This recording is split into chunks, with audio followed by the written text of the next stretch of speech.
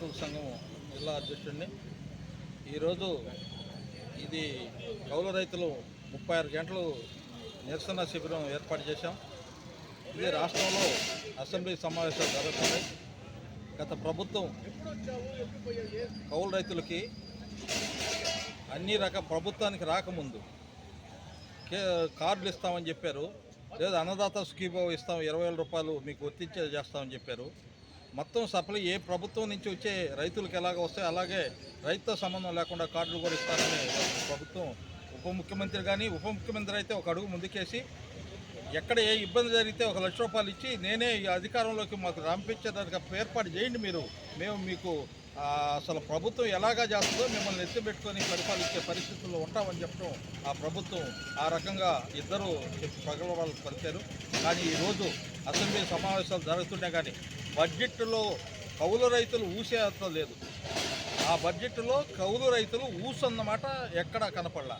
ఎక్కడా బడ్జెట్లో కనీసం 10 పైసలు కూడా రాకపోగా అసలు అంతకుముందు వచ్చిన ప్రభుత్వం ఇచ్చే బడ్జెట్లో కూడా ఇప్పుడు రేపు మార్చి 31వ తేదీ క్లోజ్ అయిపోయి మళ్ళీ బడ్జెట్లో తగ్గించి రైతాంగానికి కూడా కోతలు పెట్టి యూరియా కూడా రాకుండా చేసే పరిస్థితి ఈరోజు ప్రభుత్వం చేస్తుంది. కూటమి ప్రభుత్వం.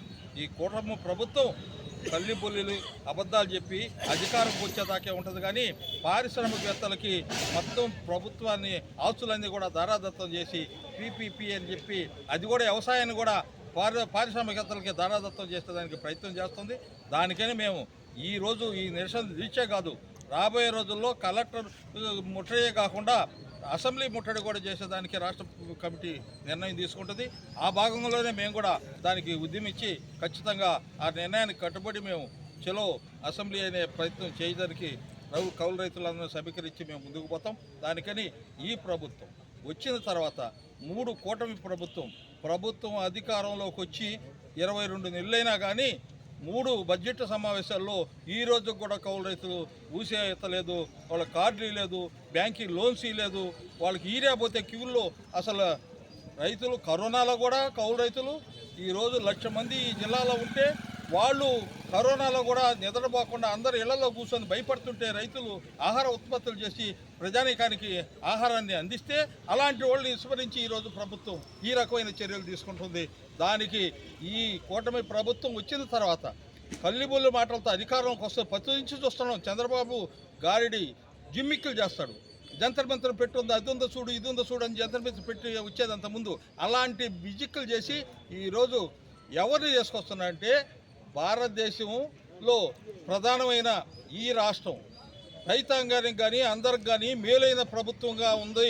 ఇది బంగారు ప్రభుత్వము 45 సంవత్సరాలకు వచ్చేతలకి ఎలాగా ఉంటుందో చూడండి అని గారిడి చెప్తున్నాడు. కానీ ప్రభుత్వాలకు ప్రజలకు మడతానికి ఒరిగేది లేదు. దీనికి మేము ఖచ్చితంగా కూడా అసెంబ్లీ సమావేశాల్లో బడ్జెట్ని ఉపయోగించుకొని మళ్ళీ కరోనా జీవోని తీసుకొచ్చి ఖచ్చితంగా అమలు చేస్తారేమో అని ఆలోచిస్తున్నాం. అది ఇకపోతే రాబోయే రోజుల్లో ఇంకొక ముందుకేసి ఉద్యమాలు చేపడతామని చెప్పి మీకు తెలియజేస్తూ ప్రజానికి అందరూ కూడా గమనించండి. ఈ కూటమి ప్రభుత్వం వచ్చిన తర్వాత కల్లిబొల్లి మాటలతోనే ఈ 22 కాలం గడిపింది. ఇంకా రాబోయే రోజుల్లో కూడా కాలం ఇట్టే గడపద్ది. మనకి మేలు చేసేది మటానికి రేపు రాబోయే రోజుల్లో క్యూల్లో నిలబడి ఈరియా కూడా కొట్టుకోబోతుంది. నానో ఈరియా అని పెడుతుంది. అది ఎవరికి ఉపయోగం అంటే పారిశ్రామికవేత్తలకు అమ్ముకునేదానికి, ట్రాన్స్పోర్ట్ తగ్గించుకునేదానికి వాళ్ళకు ఉపయోగపడుతుంది. కానీ మా లాంటి రైతాంగానికి ఉపయోగపడదు అనేది మేము ఖచ్చితంగా చెప్పదలుచుకుందాం. దానికని మీరు ఆ రకమైన చర్యలు ఉపసంహరించుకొని రైతాంగాన్ని ఆదుకుంటారా, కౌలు రైతులను ఆదుకుంటారా లేదా మీరే నిర్ణయించుకోవాలి. ఈ అసెంబ్లీ సమావేశాల్లో అందరూ కూడా ఈ జిల్లాలో ఉండే ఎమ్మెల్యేలు, ఎంపీలు అందరూ కూడా భలే బడ్జెట్ అని చెప్తున్నారు. ప్రతి బడ్జెట్ విషయంలో కోతలు కోసారే కానీ ఒక్క పైసా కూడా గత బడ్జెట్ కాడికి ఈరోజు ప్రతి దాంట్లో కూడా వ్యవసాయానికి కానీ అన్నింటిలో కూడా తక్కువ ఇచ్చారు కానీ ఒక్క పైసా కూడా ఇవ్వలేదు. దానికని మేము ఖచ్చితంగా దీన్ని నిలదలుచుకున్నాం. ఈ ప్రభుత్వాన్ని రాబోయే రోజుల్లో మళ్ళీ జగన్కి 11 సీట్లు ఇచ్చినాయి, ఈరోజు 3 సీట్లే రాబోతాయి. రైతులను కానీ కళ్ళనీళ్ళు కానీ పెట్టిస్తే రైతులు ఆడబొడుసు ఏడిస్తే ఎలాగా ఉంటుందో రైతులు ఏడిస్తే ఆ రకంగా ఈ రాష్ట్రం కూడా ఆ రకంగా ముందుకు పోతుందని చెప్పి మీకు ఆ గతి పట్టకుండా ఇప్పుడైనా కళ్ళు తెరుచుకొని రైతాంగానికి మేలు చేస్తారని చెప్పి ఒక్కసారి తెలియజేస్తూ సెలవు తీసుకుంటాం. కేటాయించిన డబ్బులు ఖర్చు పెడుతూ ఖర్చు పెట్టే వాటికి ఏవైతే ఖర్చు పెట్టాలో వాటికి ఇవ్వదు. అట్లాగే ప్రజలకి ఏవి అవసరమో అట్లాంటి వాటికి కూడా బడ్జెట్ లో కేటాయింపులు చేస్తలేదు. సూపర్ 6 అన్నారు. సూపర్ 6 లో అమ్మకు వందనం తప్పితే దాన్ని కూడా ఇప్పుడు కొన్ని కటింగ్లు పెట్టబోతున్నారు. నిరుద్యోగ భృతి కానీ మహిళలకు ఇస్తానన్న ఇవి కానీ ఏవి కూడా అసలు దానిలో రాలేదు. కంప్లీట్ గా బడ్జెట్ లో వాటి కేటాయింపులే లేవు. అంటే ఈ సంవత్సరం కేటాయింపులు లేకపోతే మరి డబ్బులు ఎట్లా ఖర్చు పెడతారు? అంకెలేమో ఘనంగా పెట్టారు, కానీ ఖర్చు పెట్టి ప్రజల దాకా తీసుకురావాలి కదా, అది కూడా లేదు ఈసారి పరిస్థితి. మరి చాలా గొప్ప బడ్జెట్ అని చెప్పని చెప్తూ ఉన్నారు. మనం కొట్లాడి గొడవ చేసి పూర్తిగా ప్రభుత్వం మెడలు ఉంచితేనే, బడ్జెట్లో కేటాయింపులు ఉంటేనే మనకి ఏదో ఒకటి వచ్చే అవకాశం ఉంటుంది. అటు కేంద్ర ప్రభుత్వం కానీ ఇటు రాష్ట్ర ప్రభుత్వం కానీ వచ్చే సంవత్సరం అంటే ఏప్రిల్ 1వ తారీఖు నుంచి వాళ్ళకి అక్కడ వేతన సవరణలు, ఇక్కడ వీళ్ళకి వేతన సవరణ అవి చేయాల్సిన అవసరాలు ఉన్నాయి. వాటి గురించి ఊసే లేదు. ఆంధ్రప్రదేశ్ కౌలు రైతుల సంఘం నెల్లూరు జిల్లా కార్యదర్శి.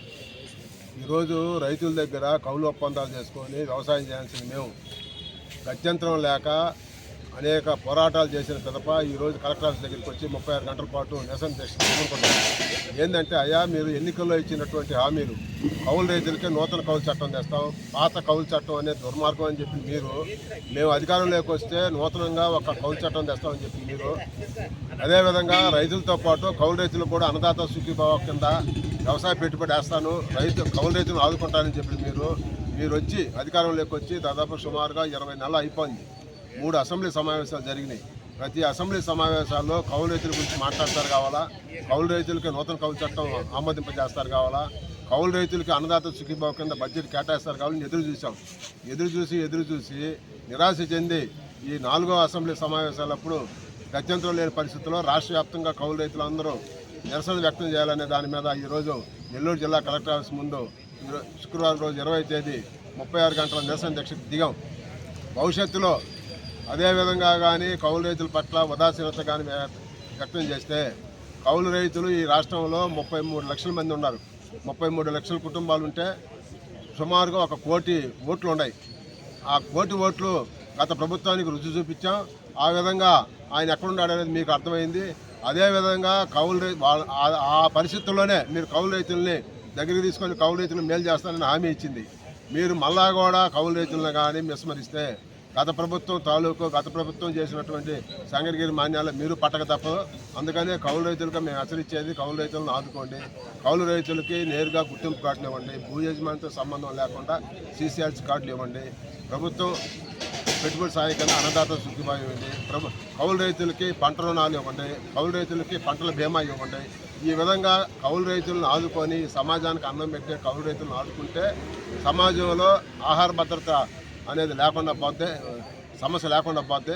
కాబట్టి కౌలు రైతులు సుమారుగా వ్యవసాయంలోనే 70-80% చేస్తున్నటువంటి వ్యవసాయానికి మీరు అండగా నిలబడి కౌలు రైతులకు అండగా ఉండాలని డిమాండ్ చేస్తా మీ ద్వారా ప్రభుత్వానికి హెచ్చరిక తెలియజేస్తాను.